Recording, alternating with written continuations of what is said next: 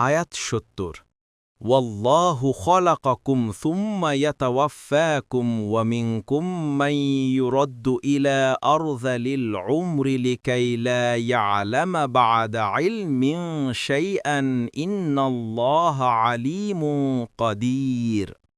অনুবাদ: আর আল্লাহই তোমাদেরকে সৃষ্টি করেছেন, তারপর তিনি তোমাদের মৃত্যু ঘটাবেন এবং তোমাদের মধ্যে কাউকে প্রত্যাবর্তিত করা হবে নিকৃষ্টতম বয়সে, যাতে জ্ঞান লাভের পরেও তার সব কিছু অজানা হয়ে যায়।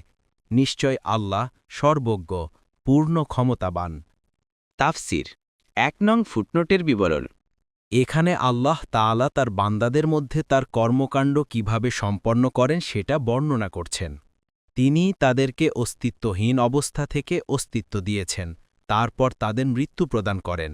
তাদের মধ্যে আবার কাউকে বৃদ্ধাবস্থায় উপনীত হওয়া পর্যন্ত ছাড় দেন।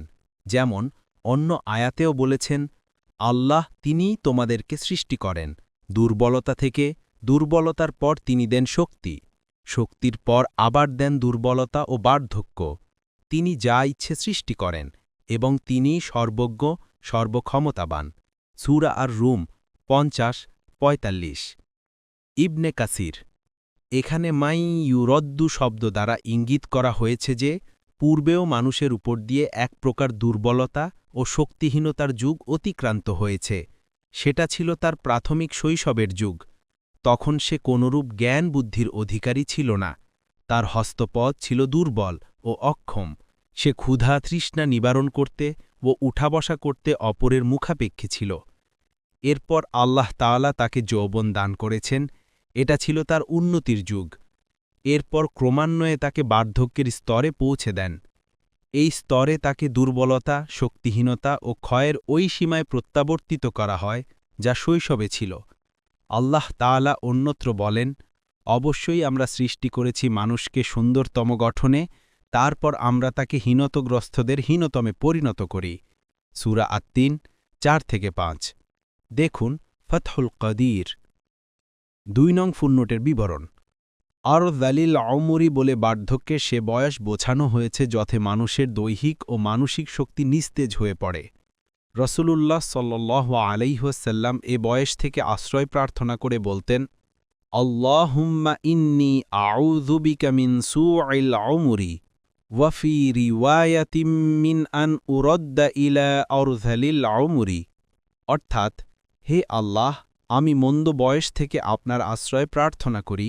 অন্য এক রেওয়ায়াতে আছে, অকর্মেণ্য বয়সে ফিরিয়ে দেয়া থেকে আশ্রয় প্রার্থনা করি। বুখারী ৪৭০৭। অরযালিল উমরি এর নির্দিষ্ট কোনো সংখ্যা নেই, তবে উল্লেখিত সংজ্ঞাটি অগ্রগণ্য মনে হয়।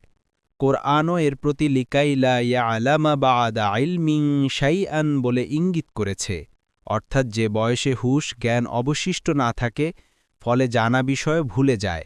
ফাতহুল কাদির। ৩ নং ফুটনোটের বিবরণ। নিশ্চয় আল্লাহ মহাজ্ঞানী, মহাশক্তিশালী। তিনি জ্ঞানে দ্বারা প্রত্যেকের বয়স জানেন এবং শক্তি দ্বারা যা ইচ্ছে করেন। তিনি ইচ্ছা করলে শক্তিশালী যুবকের উপর অকর্মেণ্য বয়সের লক্ষণাদি চাপিয়ে দেন এবং ইচ্ছা করলে ১০০ বছরের বয়োবৃদ্ধ ব্যক্তিকেও শক্ত সমর্থ যুবক করে রাখেন। এসব কিছুই লা শারীক আল্লাহ সুবহানাহু ওয়া তাআলার ক্ষমতাধীন।